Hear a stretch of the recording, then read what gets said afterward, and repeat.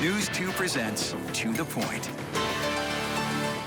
In our first point this week, former President Donald Trump back in court after a new round of federal indictments. What the latest round of legal troubles mean for the leading GOP candidate and how others are reacting to the news. In our second point, a South Carolina state senator is recovering this morning after being injured in the line of duty in Africa. We'll tell you what we know about the incident later in our show. And in our third point this week, former South Carolina Governor Jim Hodges joins me on the show to break down the state's voter demographic heading into the presidential election, plus how Palmetto state politics have changed since his time in office 20 years ago. He'll tell you coming up. Hello, and thank you for joining us here on To the Point. This is the show where we break down the political stories and issues that matter to you. I'm Raleigh Benson. Our first point this week, former President Donald Trump making history again this week as he was indicted for a third time. The latest federal indictment connected to the January 6th investigation and efforts to overturn the 2020 election. He appeared Thursday in a D.C. federal courthouse where hundreds of other January 6 defendants have already been convicted. The federal indictment charges the former president with conspiracy to defraud the United States, conspiracy to obstruct an official proceeding as Congress certified the election results, and conspiracy against the right to vote and have the vote counted. The indictment alleges that former President Donald Trump spread lies that he had actually won the election, but that, quote, these claims were false and the defendant knew that they were false, end quote. Special counsel Jack Smith, who led the investigation, said the case is part of the DOJ's effort to hold those responsible for January 6th accountable.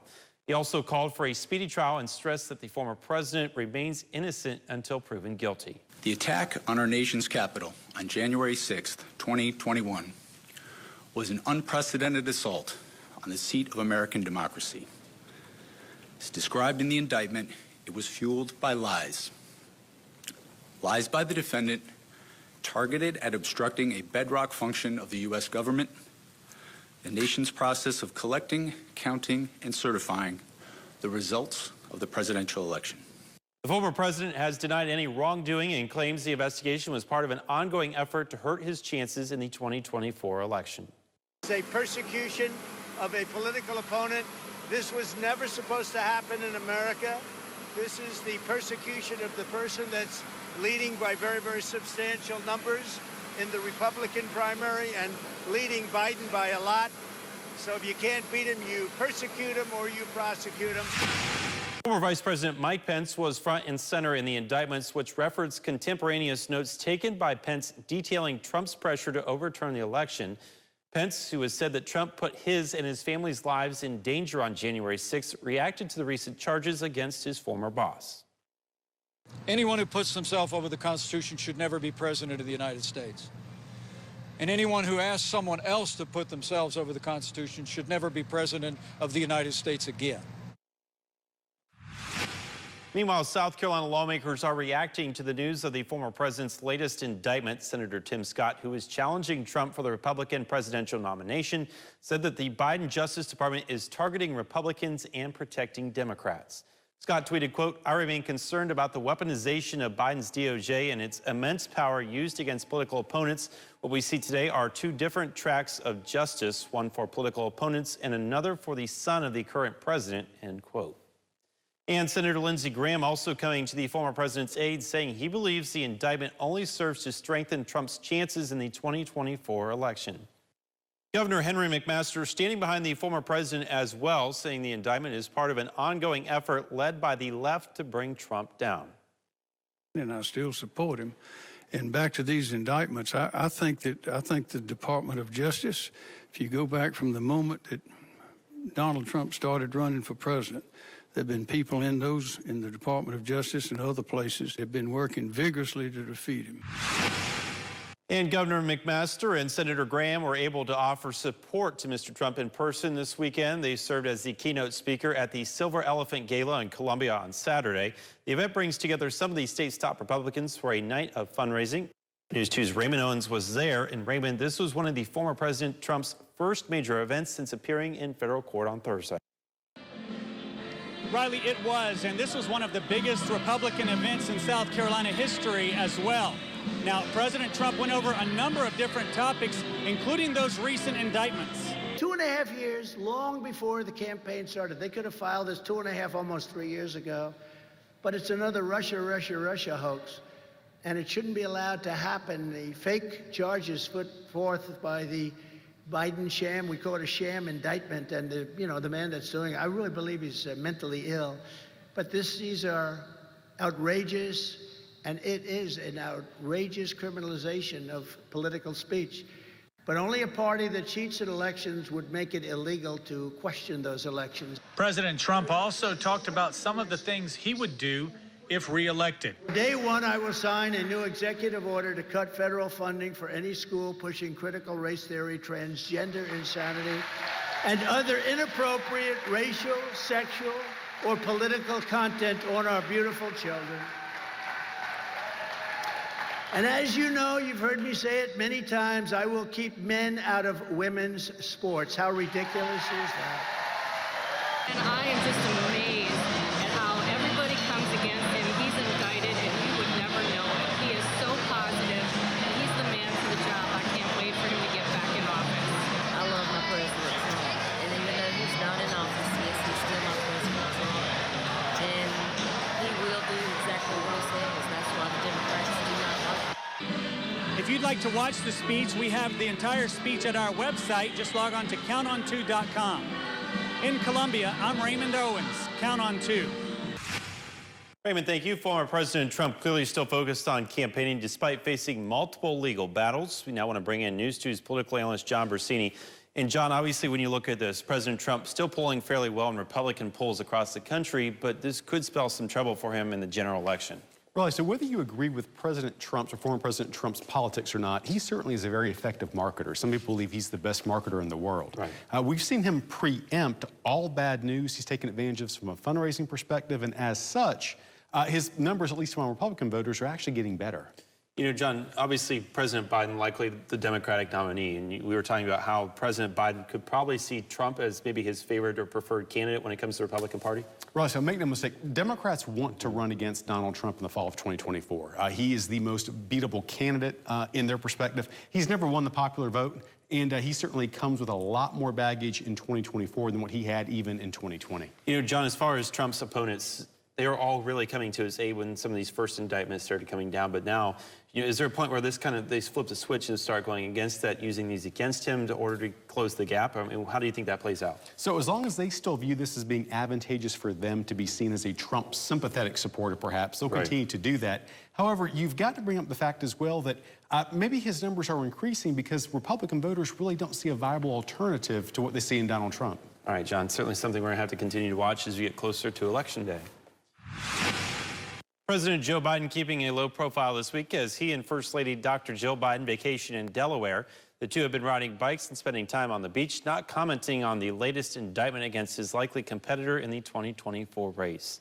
And despite accusations by Republicans that the Trump investigations are politically fueled, President Biden has maintained that he is letting the Justice Department do its job with no interference on his part.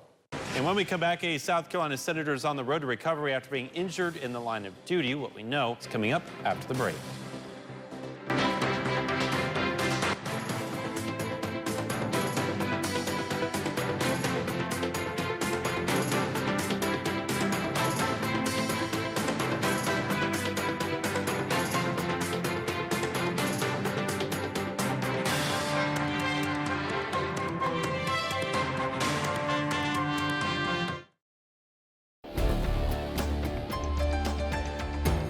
A South Carolina lawmaker representing portions of Georgetown and Charleston counties was injured during his National Guard deployment to Africa. We have learned that State Senator Stephen Goldfinch, a captain in the South Carolina National Guard, is receiving treatment in Germany following the injury.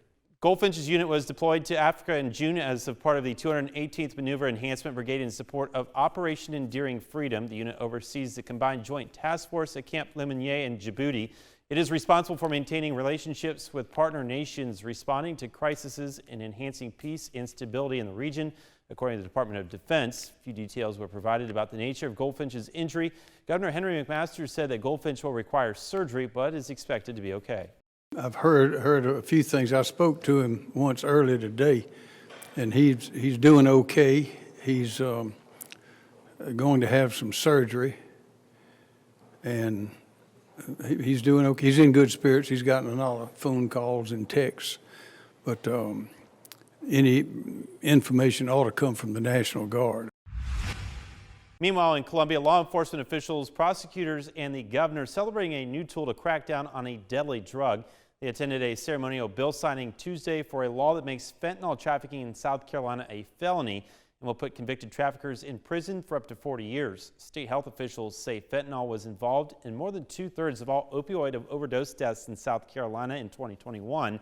And from 2020 to 2021, drug overdose deaths due to fentanyl increased by 35% in the state. This new law has been in effect since June, and officials say they've already made several arrests under the new statute. Those who have lost loved ones to the drug say they're hopeful the law will save lives. We remember you. We remember your smiles, your laugh, your love of life, for the memories that we made and the lives that were taken too soon. We miss you. We fight for you. This is not the end of our fight. It's too late to save our children, but this law just might save yours. Tense moments in Washington this week after the United States Capitol was placed on a lockdown for a reported active shooter. Police said they received a call about an active shooter in the Hart Senate office building around 2:30 Wednesday afternoon, prompting a large law enforcement response. Authorities ordered everyone in the nearby office buildings to shelter in place and soon started going through the Hart building floor by floor. Police did not find an active shooter in the building, and no one inside the building reported actually hearing shots fired, leading authorities to believe the call was a hoax. They also tried several times to trace the original 911 call, but say each time a different location was listed, supporting their suspicions the call was unfounded. Security was ramped up in Washington this week ahead of former President Trump's appearance at a D.C. federal courthouse. South Carolina Democrats and Republicans have been pretty good predictors of who would get the nomination. And I think that has served us in good stead for maintaining our status as an early primary state. Well, coming up after the break, the last Democrat to be elected governor in South Carolina more than 20 years ago will join me in studio. Hear from Jim Hodges coming up.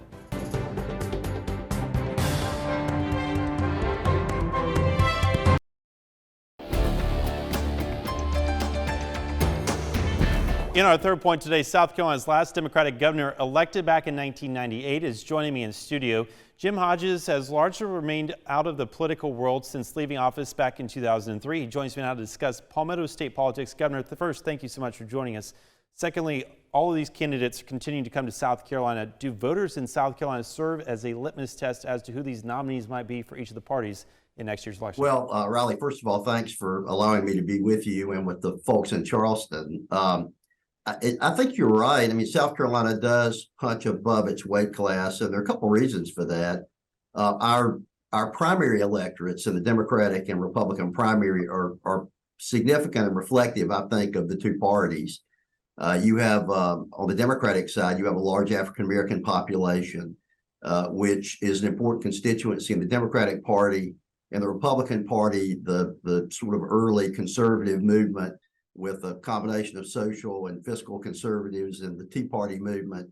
Those are important elements in the Republican Party. And for that reason, both South Carolina Democrats and Republicans have been pretty good predictors of who would get the nomination. And I think that has served us in good stead for maintaining our status as an early primary state. And one of the reasons why South Carolina is now and will in the future be very successful. On the Democratic side, one of my proud legacies is we got the early primary here for Democrats. We had seen what it had done for the Republican Party, and the argument we made was that we thought South Carolina Democrats would be more reflective of our party, but also would help us play a more pivotal role in nominating candidates that we thought were acceptable to Southern voters in a general election. And I think by and large that's turned out to be the case. You know, Governor Hodges, Republican candidates and President Trump have all made recent campaign stops in South Carolina on the campaign trail. How well will voters in our state get to know these candidates as we get closer to Election Day in South Carolina and the country? Well, in some cases, they'll get to know them better than they want to because they may not like them very much. And perhaps that's sometimes the case on both sides. When candidates get here, is they aren't the cup of tea of South Carolina voters. But I mean, I think we'll I mean, I think we'll get they know the Republican candidates fairly well, at least the important ones. I imagine, you know, they certainly know Haley and know Scott, and they know Trump. I think DeSantis probably is a little bit of an unknown for South Carolina Republican voters. On the Democratic side, I mean, Joe Biden has been well known for some time among South Carolina voters. I don't think that Kennedy or anyone else that might emerge will be more than a nuisance candidate. I just don't think they'll do well here. You know, you can look at. I mean, the good thing about the Democratic primary is you tend to be able to predict fairly well who's going to be successful here. And you know, 3 years ago, it was Biden who was very successful here, and that was pretty predictable when you look at the demographics. And you know, we're a more moderate state in terms of the Democratic primary electorate.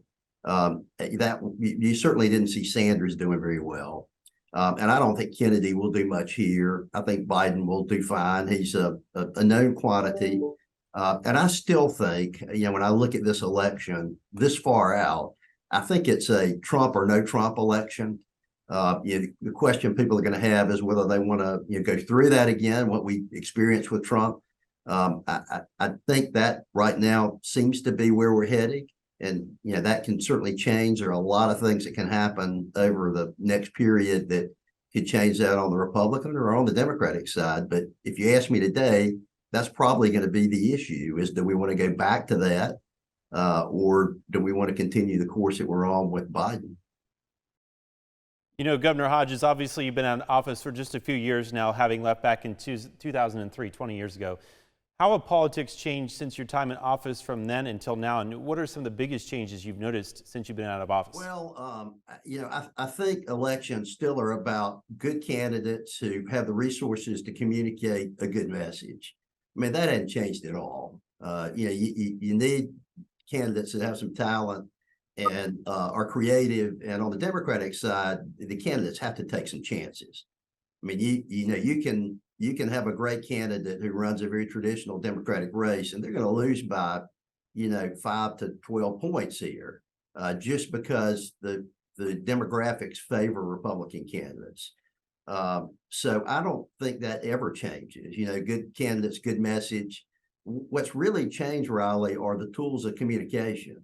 You know, at one point you had a limited number of newspapers, you had TV shows like yours and TV stations, and those were the channels of communication. And now you have Facebook, Twitter, all sorts of you know, the new devices that they've got, the Twitter competitor with Meta. There are all sorts of communications channels that people get their information from. And it just becomes a lot harder for candidates to get a consistent message out when they've got that many channels and when they're less trusted sources of communication. I think one other thing's changed a lot is I do think that over not just the past 20 years, but the past 30, is there, you know, we've sort of moved from people having a preference for parties, a certain party, but being open to, you know, making a choice, a subjective choice based on what they hear from a candidate, to, and I think this is true for both Democrats and Republicans, more people that are choosing a brand. You know, I'm choosing Coke or I'm choosing Pepsi, but aren't really open to, you know, listening to whether or not a candidate shares their values, has a good plan for the state or the country. I think that's been a big change, you know, and what that's done is it's forced these candidates on both sides to play to the sort of extremes, and it's left a lot of moderate people feeling like there's less of a home for them in either the Democratic or Republican Party. That's a big change. All right, Governor Hodges, thank you so much for your time. Certainly appreciate it here on the show.